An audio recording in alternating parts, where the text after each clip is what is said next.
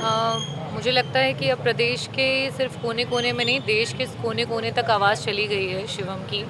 शिवम सोनकर का आज 9वां दिन है कि वो यहाँ पे रोड पे कुलपति आवास के सामने धरना दे रहे हैं। उनकी रेट एंट्रेंस एग्ज़ाम में, जो कि रिसर्च एंट्रेंस टेस्ट होता है, उसमें सेकंड रैंक आई थी ओवरऑल, और उसके बावजूद भी उनको यहाँ पे एडमिशन नहीं मिला, जबकि विभाग में 7 सीटें थी और 7 सीटों में से 3 सीटें बर्बाद हो गई, रिक्त चली गई।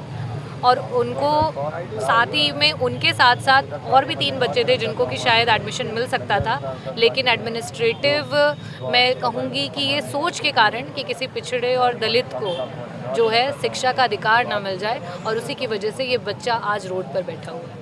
आप लोग किसी से मिली मैडम? जी, मेरी पर्सनली मुलाकात हुई है। मेरी पर्सनली जो यहाँ पे टेम्परेरी अभी वीसी हैं उनसे मुलाकात हुई, रजिस्ट्रार से हुई, और बाकी उससे रिलेटेड जो हैं बायोस्टैटिस्टिक्स के एक प्रोफेसर हैं उनसे भी मुलाकात हुई और मेरी बातचीत हुई, और वहाँ से ये निष्कर्ष निकल कर के आया कि अगर रेट एग्जेम्प्टेड और रेट, ये 2 अलग अलग क्राइटेरियाज होते हैं। जो रेट एग्जेम्प्टेड होते हैं उसमें JRF क्वालिफाइड स्टूडेंट्स होते हैं जिनको सिर्फ इंटरव्यू देना पड़ता है, और साथ ही साथ एक रेट के एग्ज़ाम के स्टूडेंट्स होते हैं। तो अगर काउंसलिंग प्रोसीजर से पहले किसी भी साइड में अगर सीट्स बचती हैं तो वो ट्रांसफरेबल होती हैं, उसे चेंज किया जा सकता है। यहाँ शिवम और बहुत सारे ऐसे बच्चे हैं जिन्होंने काउंसलिंग प्रक्रिया से पहले एप्लीकेशन और नोटिस दी कि जो सीटें हैं काउंसलिंग को रोक दिया जाए। वेरिफिकेशन में बहुत सारी सीटें हैं जिसे पाया गया कि वो खाली हैं, रिक्त हैं, उसे ट्रांसफ़र कर दिया जाए, जिससे बहुत सारे बच्चों का भविष्य बन जाएगा। लेकिन उसको अनदेखी करते हुए काउंसलिंग प्रोसीजर को बढ़ाया गया है,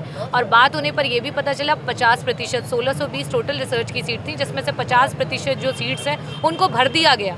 और पीस जिस डिपार्टमेंट के लिए ये बात करें, वहाँ 3 सीटें हैं जिसे पूरे 1 साल के लिए बर्बाद कर दिया गया, लेकिन जिस बच्चे की सेकंड रैंक आई है उसको एडमिशन नहीं दिया जा रहा है। तो क्या टेक्निकल इशू आ रही है बच्चों को? देखिए, टेक्निकल इशू नहीं है, दिमागी इशू है, सोच का इशू है। सरकार का ये इशू है कि कोई दलित का बच्चा, कोई पिछड़े का बच्चा, कोई अनुसूचित जनजाति का बच्चा जो है वो शिक्षा लेकर के आगे ना बढ़ जाए। सिर्फ यही लड़ाई है। किस तरह का एक्शन आप लोग ले रहे हैं? देखिए, एक्शन तो क्या ले सकते हैं, आज जो सरकार है वो कहीं ना कहीं बाबा साहेब भीमराव अंबेडकर जी ने जो हमें शिक्षा का अधिकार दिया था उसको छीनने पर लगी हुई है।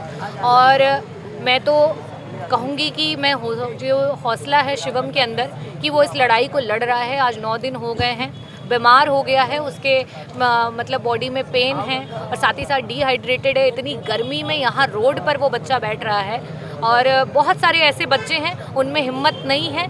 अगर इसे हम लोग न्याय दिलाएंगे तो मुझे लगता है बहुत सारे ऐसे बच्चे हैं जिसको न्याय मिलेगा। तो क्या आप कोर्ट का सफर? देखिए, वो तो चाहते हैं कि कोर्ट में चले जाएं, क्योंकि कोर्ट में जाने से सिर्फ शिवम नहीं, बहुत सारे ऐसे बच्चे हैं जिनके साल बर्बाद हो जाएंगे। लेकिन इस सरकार को युवाओं से कोई प्रेम नहीं है, युवाओं की ज़िंदगी से कोई प्रेम नहीं है। शायद इसी वजह से डेटा भी बताता है कि सबसे ज़्यादा जो सुसाइड्स हो रहे हैं अनुसूचित जाति, अनुसूचित जनजाति और OBC के बच्चों के द्वारा सुसाइड्स हो रहे हैं। युवा आज सड़कों पे बेरोज़गार घूम रहा है, और सबसे बड़ी बात, जो एक समय था कि बच्चे नौकरियों के लिए तैयारियां करते थे, आज सारी नौकरियां आउटसोर्सिंग में दे दी गई हैं। जहां बनुआ मजदूरी हो रही है, 5,000, 10,000, कोई पर्टिकुलर अमाउंट फिक्स नहीं किया गया है। 11-11 महीने के रिन्यूअल टेंडर्स होते हैं, वो कंपनियां टेंडर्स में इनके परिवारों से पैसे वसूलती हैं, और फिर जैसे ही 11 महीने पूरे को आने होते हैं फिर से धमकियाँ देने शुरू कर देती हैं कि पैसे दो नहीं तो आपकी नौकरी चली जाएगी।